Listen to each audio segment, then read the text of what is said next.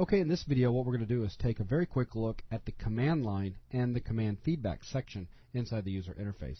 These are located right down here on the left side and the right side.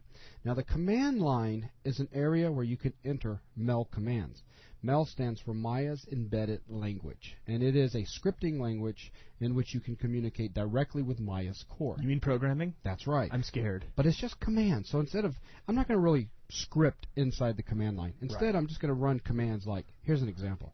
Sphere. I'm going to run the command sphere. Ready, set, boom. I've created a sphere. Oh, cool. Now watch this. I'm going to move the sphere -y. So in the y direction, 10 units. Ready? Boom. Wow! Fancy. This guy is steadily doing its thing. So, anyways, where is this important? Well, quite simply, when you become an advanced Maya user, or perhaps even an intermediate Maya user, you're going to find yourself wanting to come in here and test out commands when you start putting together scripts. These scripts, generally, you encompass them inside procedures generally. Yeah. And you can call on these procedures quickly by typing this down here inside of the command line. For example, I could create a script that takes a car that I've built and rigs it up dynamically so the shocks work, when I can just hit play and the car will drive.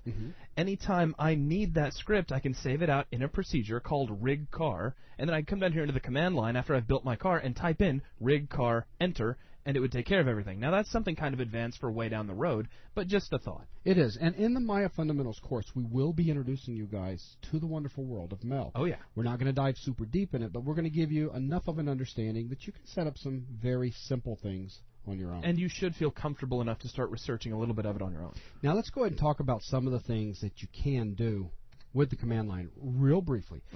First of all, focus. When I click down here, you'll notice that I have lost focus on my viewport. It is no longer highlighted with the dark blue border. Okay. When I come down here, if I type the word sphere, which is going to create a sphere. Another sphere, sure. There is now a difference between the two enter keys down here. The enter key that is on the alphanumeric portion of your keyboard.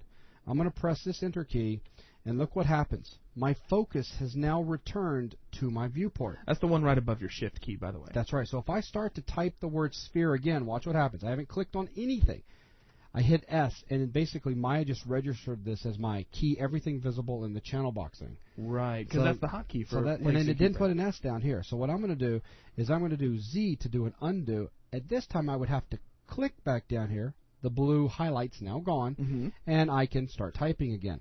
Sometimes that's an inconvenience if you have 2 or 3 things that you would like to type at once. Sure. So how would you get away with, let's go ahead and kill that guy out just so we can make another one. So how would we keep focus down here? Well, I'm going to type sphere, and now I'm going to hit the enter key that is on my numeric pad on the far right-hand side, and watch what happens. Sphere. If you look real carefully when you do this on your own computer, you will see a super fast flash of the border that goes around the viewport. In fact, you won't even see it all the way around. You'll just see it in like little pieces. Yeah. But your focus then returns back down here. I have yet to click on anything. I can now say move this guy in the y-axis 5 units, and now let's you hit enter on the. Now I hit regular enter, Yep. and now I hit S, and now I've messed myself up. So there you go. So you got to really keep track of which enter you're using while you type in You this. really, really do. So let's go ahead and kill this guy out and introduce you guys over to the, actually one more thing I do want to point out before I move on. Check this out. Oh, the up arrow key. Yeah, the up and down arrow key serves as history where you can walk back and forth through commands that you've already typed. Keep that in mind. This is available throughout the entire Maya sessions. It reminds me of digging through commands like in a game console. Yeah, or DOS key for those of you that are familiar with the old wonderful world of DOS. Cool. Now, moving all the way over here to the right-hand side, we get our command feedback. Now, command feedback is very important. Even if you're an advanced user in Maya. This is where Maya is talking back to you, letting you know how things are going. Example, create, NURBS primitive, sphere. Look at this. I get a whole bunch of information down here. I'm going to clear my selection. Bink, clear it out down here. I'm going to select this object. Bink, nothing seen. Based off of what it is that you're doing, you're going to get different feedback down here, and sometimes you may simply get cleared out. Right. Now check this out. You only see one line. If I was to come all the way over to the right-hand side, I have a button, and this is to the script editor. The script editor, when I open it up, is divided into 2 panes.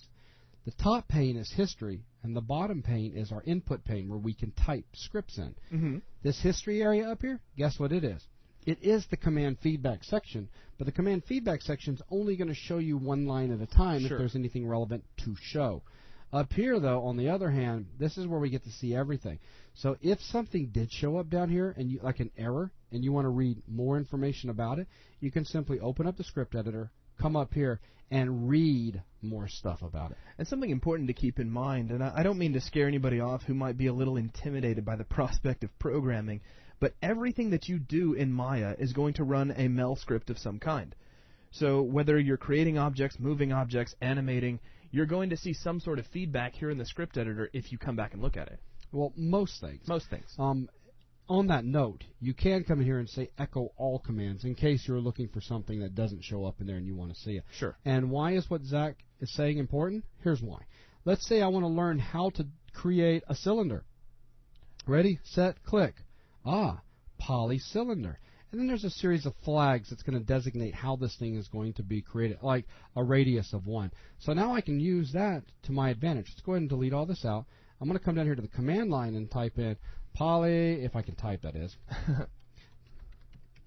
polycylinder-R 3. And I'm going to execute it, and now I get a cylinder with a radius of 3. So very handy to do this. So inquisitive minds could theoretically use the script editor to help them learn how to use Mel. Precisely. Though I will throw in one thing, just in case any of you guys out there decide to be adventurous and do this, keep this in mind.